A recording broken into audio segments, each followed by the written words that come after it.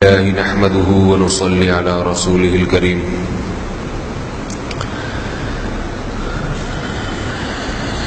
کبیرہ گناہوں میں سے ایک اور بہت بڑا جرم جس پر بہت ساری وعیدیں ہیں وہ ہے سود کھانا۔ سود اس زیادتی کو کہتے ہیں جو عوض سے خالی ہو، یعنی کسی تجارتی معاہدے کے بغیر اجارہ، استجارہ وغیرہ جو شرعی عقود ہیں ان کے بغیر آپ نے کسی کو رقم دی اور اس پر متعین اضافی نفع لے رہے ہیں آپ، اس کو سود کہتے ہیں۔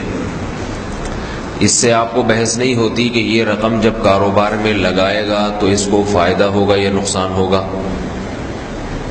فائدہ ہوگا تو اس فائدے میں میری شرکت کتنی ہوگی، نقصان ہوگا تو اس نقصان میں میری شرکت کتنی، اس سے بحث نہیں ہوتی۔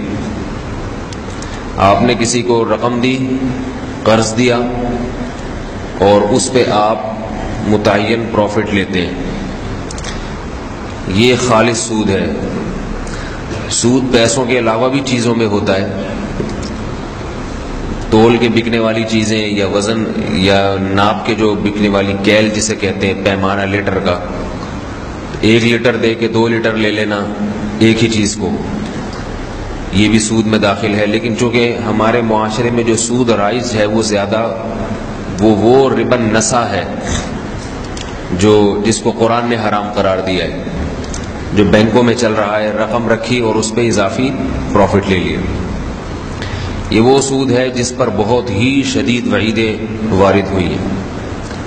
قرآن مجید میں اللہ تعالیٰ کا ارشاد ہے، یا ایھا الذین آمنوا لا تأکلوا الربا، اے ایمان والو سود مت کھاؤ۔ ہونا تو یہ چاہیے کہ بس یہ ایک حکم کافی ہو جائے ہمارے لیے۔ قومی بچت میں پیسے رکھوانا، ڈیفنس سیونگ جو ایک اسکیم چل رہی ہے اس میں پیسے رکھوانا، ہاؤس بلڈنگ سے قرضے لے کے ان کو سود دینا، اس سے انسان کو رک جانا چاہیے صرف ایک آیت کی وجہ سے۔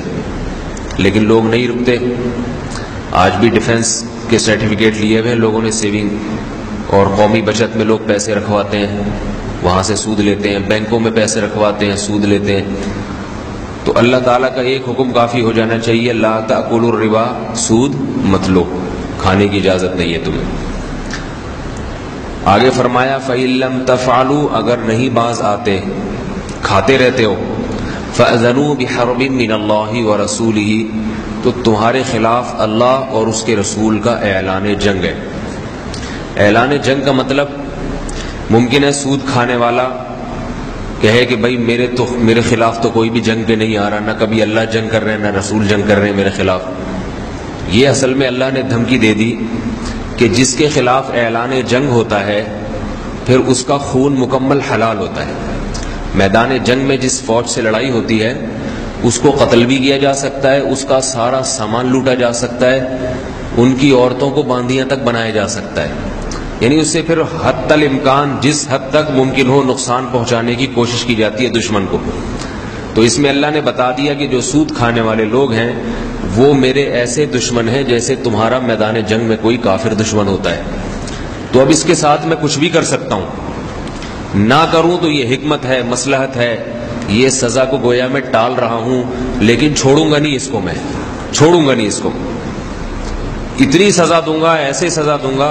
اس سزا کا بھی اللہ نے قرآن میں ذکر کیا، فرمایا الذین یأکلون الربا لا یقومون الا کما یقوم الذی یتخبطہ الشیطان من المس، کہ ان لوگوں کا جب حشر ہوگا تو ان کی عذاب کو دیکھ کر ایسی کیفیت ہوگی، ایسے حواس باختہ ہوں گے سود کھانے والے لوگ کہ جیسے تم پر تمہارے جان پہچان والوں میں جب کسی پر جن چڑھ جائے، جنات سوار ہو جائیں، اور جس طرح وہ تڑپتا اور مچلتا ہے، حواس باختہ ہو جاتا ہے نا، جس پہ جن آسیب بھوت وغیرہ آ جائیں کیسا حواس باختہ ہوتا ہے، لوگ پریشان ہوتے ہیں۔ فرمایا عذاب ابھی ہوگا نہیں، صرف عذاب کو دیکھ کے اپنے انجام پہ نظر کر کے اس کی یہ کیفیت ہوگی، ایسے حواس اس کے جو ہے نا باختہ ہو جائے گا وہ، اور ہوش و حواس اس کے ٹھکانے نہیں رہیں گے۔ ایسے عذاب تو آگے شروع ہوگا، اپنا انجام دیکھ کے اس کی یہ کیفیت ہوگی۔ تو بھائی اللہ کے عذاب سے ڈرنا چاہیے۔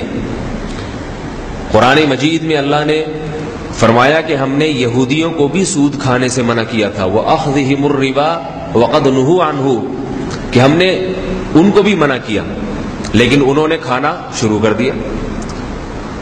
تو اس سے معلوم ہوتا ہے کہ سود ایک ایسی لعنتی چیز ہے جو ہر امت میں حرام رہی ہے، صرف مسلم امت میں نہیں ہے، پچھلی امتوں میں بھی حرام تھا۔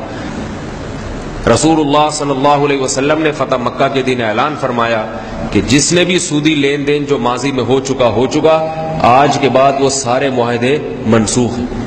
اسلام میں معاہدوں کی پابندی کی بہت اہمیت ہے، لیکن شریعت کہتی ہے کہ اگر کسی نے سودی معاہدہ کر لیا تو وہ معاہدہ بھی کالعدم ہوگا۔ آپ نے کسی سے قرضہ لیا اور یہ معاہدہ کیا کہ میں اتنے پروفٹ کے ساتھ اس کو لوٹا کے دوں گا، قسمیں بھی اٹھا لی، پھر بھی شریعت کہتی ہے یہ معاہدہ کالعدم ہے، آپ پر لازم نہیں ہے کہ آپ دیں بلکہ نہ دیں اس کو۔ تو ایک تو ہے سود کھانا، سود خور کو آخرت میں جو عذاب ہوگا وہ تو ہوگا، دنیا میں جو عذاب اس کو دیا جاتا ہے وہ یہ اس کے چہرے کا نور چھین لیا جاتا ہے۔ کسی سود خور کے چہرے پہ رونق نہیں ہوگی، کالک ہوگی، شیطان جیسا اس کا منہ نظر آئے گا۔ میں نے تو خود دیکھا ہے اپنی آنکھوں سے، شیطان جیسا اس کا عجیب سا منہ ہو جائے گا، دیکھنے سے پتا چلے گا کہ یہ اس کی حرکتیں ٹھیک نہیں۔ کتنے لوگ دکان کھول کے بیٹھے ہوتے ہیں، سودی قرضے دے رہے ہوتے ہیں لوگوں کو۔ اور دوسری بات، رسول اللہ صلی اللہ علیہ وسلم نے فرمایا، صحیح حدیث ہے، فرمایا سود کی وجہ سے اللہ تعالیٰ 4 افراد پہ لعنت کرتے ہیں۔ سود کی وجہ سے کتنے افراد پہ لعنت ہوتی ہے؟ 4 افراد۔ فرمایا نمبر 1 سود کھانے والا، اس پر تو ہے ہی ہے لعنت۔ نمبر 2 سود دینے والا، سودی قرضہ لینا تاکہ میں اس کو پھر سود دوں گا، اس پہ بھی لعنت ہوتی ہے۔ آج کریڈٹ کارڈ لوگ بڑے مزے سے لے کے آتے ہیں، لیٹ ہو جاتے ہیں، پھر اس کے اضافی پیسے جمع کراتے ہیں، سود جمع کرا رہے ہیں وہ۔ تو اللہ کے نبی کے مطابق یہ عمل بھی کیا ہے؟ لعنت والا عمل۔ تیسرا جس پہ لعنت ہوتی ہے اس سودی ایگریمنٹ کو لکھنے والا، کوئی دستاویز ہوں گی نا جس میں یہ لکھا جاتا ہے۔ تو بینک میں جتنے لوگ جاب کر رہے ہیں ان میں 99% سودی لین دین کو لکھتے ہیں، وہی ڈاکومنٹس تیار کرتے ہیں کہ اس کو اتنا قرضہ دیا تھا، اس سے اتنا انٹرسٹ لینا ہے، اس کو اتنا دینا ہے۔ تو اللہ کے نبی نے کیا فرمایا؟ یہ تیسرا وہ شخص ہے جس پر اللہ سود کی وجہ سے لعنت کرتے ہیں۔ اور چوتھا وہ جو سودی لین دین پہ گواہ بنتا ہے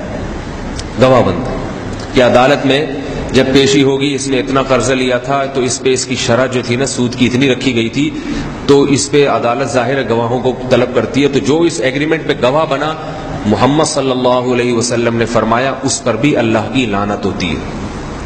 تو اس لیے اپنے آپ کو بالکل اس سے دور رکھے انسان۔ تو اب اس میں جتنے بھی بینک میں جاب کرنے والے لوگ آ گئے، ہمیں کسی کی آمدن پہ لات مارنے کا شوق نہیں ہے، نہ کہ کسی کے منہ سے نوالا چھیننے کا شوق ہے۔ لوگ کہتے ہیں پتہ نہیں یہ کیوں پیچھے پڑ جاتے ہیں بینکوں کے، اس لیے پیچھے پڑ جاتے ہیں کہ اپنے بچوں کو حرام مت کھلاؤ میرے بھائی۔ اتنا بڑا جرم، اتنا بڑا گناہ جس پر اعلان جنگ کا حکم دیا گیا، آپ اپنی کمائی کا ذریعہ ہی اس کو بنا رہے ہیں۔ آپ سارا دن وہی معاملہ بیٹھ کے لکھتے بھی ہیں، اس کو تحریر کی صورت میں بھی لاتے ہیں اور اسی پہ سارے ڈاکومنٹس آپ تیار کر رہے ہیں، اسی ڈاکومنٹیشن کے آپ کو پیسے مل رہے ہیں۔ تو یہ لعنتی عمل ہوا کہ نہیں ہوا؟ اور اس لعنتی عمل پہ جو تنخواہ ملے گی وہ بھی حرام ہوگی۔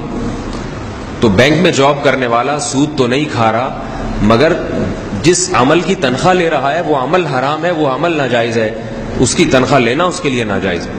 جتنی جلدی ہو سکے پہلی فرصت میں ایسی ملازمت کو لات مار دینا چاہیے اور کوئی حلال آمدن کا ذریعہ جو ہے تلاش کرنا چاہیے۔ حکومتوں سے توقع نہ رکھیں، یہ لوگ تو سود کو اور ترقی دیں گے۔ ابھی ماضی قریب میں حضرت مفتی تقی عثمانی صاحب نے وہ جو سپریم کورٹ میں کیس مکمل جیت لیا تھا پرویز مشرف کے دور میں، اور ملک میں جو ہے وہ باقاعدہ آئین کی اس کو شکل دے دی گئی تھی کہ پاکستان کے نظام کو سود سے پاک کیا جائے۔